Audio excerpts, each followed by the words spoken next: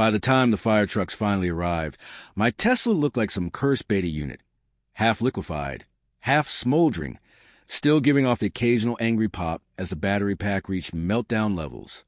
I stood barefoot on the curb in pajama pants, watching my car roast like an overpriced marshmallow while my HOA president, Beverly Klein, screeched at the fire captain. She jabbed a French manicured talon toward me and shouted, "He wanted this. He supports that Elon Musk guy. He's been posting about him nonstop. This is exactly what happens when you let tech cults infest Sycamore Crest." The fire captain stared at her like she'd spontaneously sprouted a spare head. "Ma'am, we're just trying to keep your street from turning into a crater." Police lights washed a carefully cloned row of beige McMansions in rotating red and blue. A tight-mouthed officer stepped up to me, holding an evidence bag. Inside was my phone. He said, "Mr. Nicole, we received a report you might have torched your own vehicle for insurance purposes, along with some screenshots of your Twitter. We'll need you to give a statement at the station." Behind him, Beverly crossed her arms, smirking like she just claimed HOA President of the Century. She had no idea she'd just destroyed something much bigger than my car. "My name is Evan Cole, 36, software engineer, socially allergic, and owner of one very mild-mannered, very non-explosive Tesla Model Y in Sycamore Crest, a neighborhood that looks like someone applied a suburbia filter to the world. I worked remotely, kept my lawn neat, played video games with noise-canceling headphones, and interacted with neighbors the same way I interacted with pop-up ads, briefly and with immediate distrust. And then there was Beverly Clean, HOA president, self-appointed defender of property values, and the sort of woman who wrote emails with subject lines like R.E., your GNTISSUE decorative gnome. She was in her late 50s, fueled entirely by Chardonnay and weaponized disappointment. She wore pastel power walking gear and a permanent expression that said, "I demanded the manager, and the manager regretted it." Our first true encounter happened months after I moved in, when she knocked on my door gripping a clipboard like a bludgeon. She said, with her eyes flicking past me into my house, as though I might be hiding contraband playground equipment, "Mr. Cole, we need to address your vehicle." I asked, "My car?" She said, pronouncing it as if diagnosing an infection, "The Tesla. Several residents are concerned. The board believes it attracts a certain demographic. Tech Brothers crypto types." She lowered her voice. "Musk enthusiasts." I blinked. "It's a car." She snapped. "It's a statement. And then there's your online presence." That was the day I learned two things. Beverly had located my Twitter, and Beverly had never once grasped the concept of scrolling past something that annoyed her. Once she decided I threatened a delicate neighborhood aura, my life became a suburban Cold War. It began small. I received a violation notice for parking an unauthorized vehicle in my own driveway overnight. The unauthorized vehicle was my Tesla in my driveway on my property. I emailed back, attaching a screenshot of the CC and RS, which said absolutely nothing about electric cars. She replied at 3:12 a.m. per Section 4.3. Vehicles deemed distracting, unusual, or detrimental to community harmony may be subject to board evaluation. Consider this your notice. Evan. Community harmony, in Beverly dialect, meant things I enjoy. Then came the trash and debacle. Someone sent the HOA photos of my garbage been being visible from the street for precisely 18 minutes between collection and when I wheeled it in. I checked my camera footage. That someone had been Beverly, crouched behind a bush like an over-caffeinated raccoon with a Canon Rebel. Then she escalated to monitoring my Twitter. One evening I posted a joke. If Elon releases Tesla lawnmowers, I'm trading my HOA president for one. It got maybe 11 likes and a single comment that just said, "Oh." 3 days later, I received a certified letter from the HOA. "We received complaints regarding your online harassment and defamation of board members. You will immediately discontinue all online posts that incite hostility towards Sycamore Crest leadership or face penalties." I nearly choked laughing. Beverly had printed my tweet and highlighted HOA president as if it were a coded threat, but the humor died when the fines landed. $50 for yard lighting insufficiently aligned with community aesthetic. $75 for improperly placed recycling bin. $100 for disrespectful interactions with HOA leadership, And she wasn't just slapping citations on me. She was prowling for them. My security cameras caught her walking up my driveway, squinting at my license plate, photographing my windows to check for reflective glare. Neighbors began whispering around the mailbox cluster. People looked at me, then quickly away, like I was being investigated for war crimes instead of owning an electric vehicle. My next-door neighbor Joel, muttered one afternoon, "You really pissed Beverly off. She's telling everyone you're some kind of Musk cultist trying to install a charging station on the community green." I said, "That's literally not real." He added, "She printed your tweets and passed them around at the last meeting in those little sheet protectors." That's when it hit me. Beverly wasn't merely irritated. She had adopted me as a personal mission. The night of the fire began stupidly enough with a tweet. Elon posted something about HOAs being undemocratic mini-dictatorships. I quote-tweeted it with, "My HOA president is absolutely reading this through binoculars right now." Someone sent it to her, obviously. Probably one of her restless lieutenants with a Ring camera and zero hobbies. At 1:03 a.m., my front cam recorded Beverly stomping up my driveway in an oversized hoodie and yoga pants, the official uniform of suburban wrongdoing. She glanced around, then slipped off toward the Tesla. What she didn't realize was that I'd recently installed a side camera with night vision because people had been messing with mailboxes. Ironically, the HOA had insisted on it. I woke at 1:17 to a thump and an eerie orange flicker through my blinds. By 1:20, the Tesla was a bonfire. Neighbors poured outside, panicked and half-dressed. Someone called 911. Someone else shouted that the Tesla was about to detonate like a missile. Beverly sprinted up and down the sidewalk, shrieking about battery bombs and Musk extremism. When police arrived, she was prepared. She said breathlessly, pointing at me, "Officer, he's been acting unstable online. He hates the HOA. He hates this neighborhood. You wouldn't believe what he posts. He probably torched it for insurance or to smear us." She held up a folder. Inside were printed screenshots of my tweets and a neatly typed incident report on HOA letterhead dated 2 days earlier. She'd already prepared her arsenal, just hadn't expected to deploy it tonight. To be fair, the officers didn't instantly swallow her story. But protocol is protocol.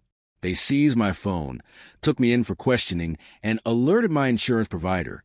Meanwhile, because the fire involved an EV, the fire marshal and arson investigator were dispatched. Apparently, arson plus a lithium battery pack triggers half a dozen federal forms. They examined what was left of the car. They checked the driveway. They collected footage from neighbors. And then they reviewed my side camera video.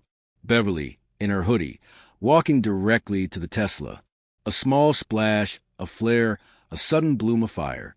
Turns out she wasn't bright enough to remember Teslas have built-in Sentry cameras. The HOA's own safety push had convinced everyone to install even more surveillance. Every single one of those cameras was now a potential witness. When I got home from the police station at 6 a.m., exhausted and still smelling faintly like melted circuitry, a detective was waiting in my driveway. He said, "Mr. Cole, looks like you're not our guy." He glanced toward Beverly's house. 2 patrol cars were parked out front. He added, "You might consider hiring a lawyer, not for criminal reasons, for other opportunities." By the next week, the neighborhood rumor mill was fermenting at industrial strength.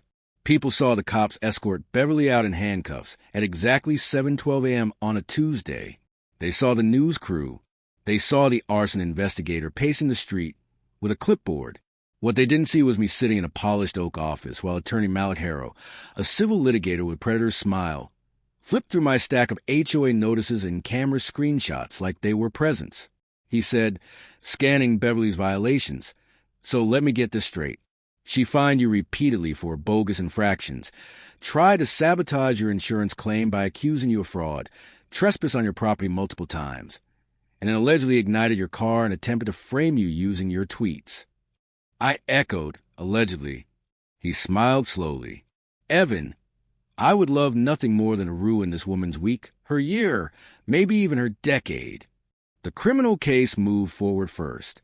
Beverly was charged with property arson, filing a false police report, insurance fraud, and trespassing. Her lawyer attempted to paint it as a misunderstanding, a panicked attempt to scare him into compliance that spiraled. The prosecutor countered by projecting the camera footage onto a massive screen, followed by Beverly's own emails obtained via warrant.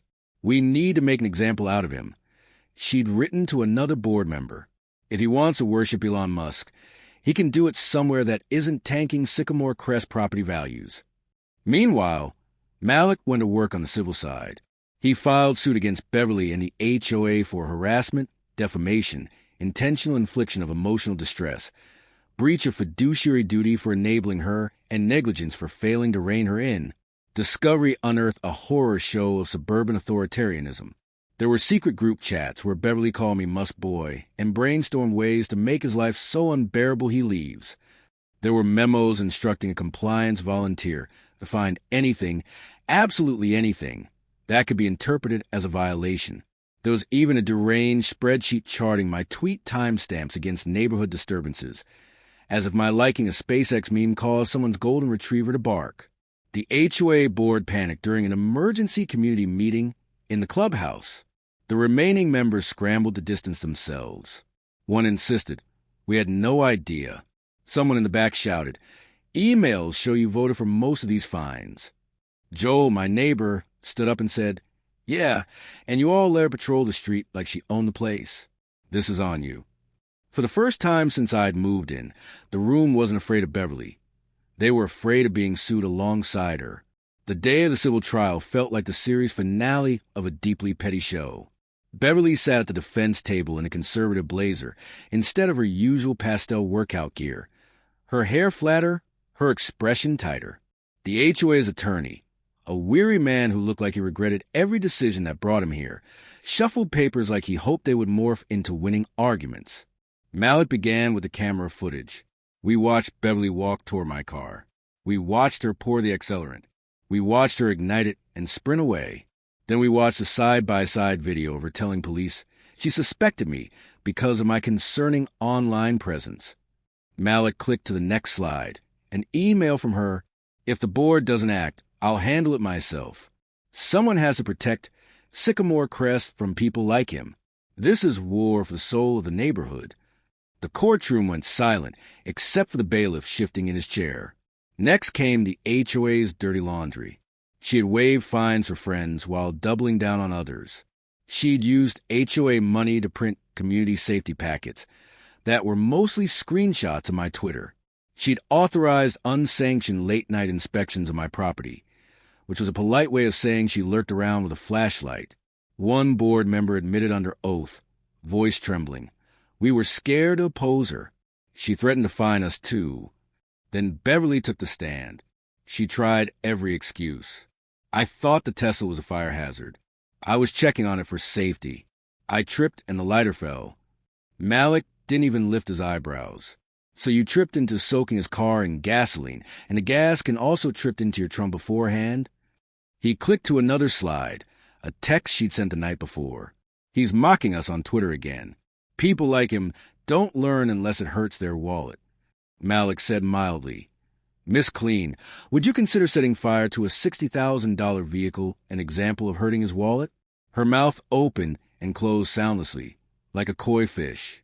During closing arguments, Malik framed it perfectly. This isn't just an HOA president who spiraled. This is what happens when someone with a little authority convinces herself the rules don't apply.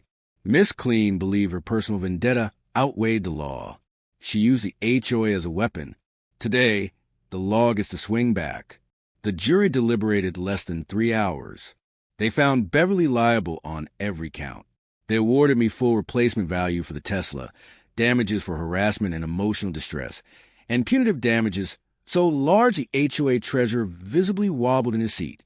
Sycamore Crest HOA, once proud of its healthy reserve, suddenly faced liquidation to cover the judgment. Beverly stood there, expression blank, as the judge added one final blow. She was barred from serving on any HOA board or similar governing body for years as part of the settlement. The woman who lived from micromanaging other people's lawns was now legally banned from choosing mailbox paint colors. Her criminal case ended with a felony arson conviction and a sentence that included prison time, probation, mandatory restitution to the HOA, which now met me, and a court order banning her from living in any community with a mandatory association. Last I heard, she was renting a tiny apartment in a complex where the closest thing to an HOA was a laminated sign reading, "Please remove your laundry promptly." Public records also showed she had to attend a multi-week conflict de-escalation and civic boundaries course, which I assume was her personal purgatory. Beverly Clean, the woman who once terrorized an entire neighborhood over lawn gnomes and tweet logs, stood in the courtroom as the judge pronounced her sentence, her face draining of color with each passing word. And when he finished, she simply closed her eyes and whispered something no one could.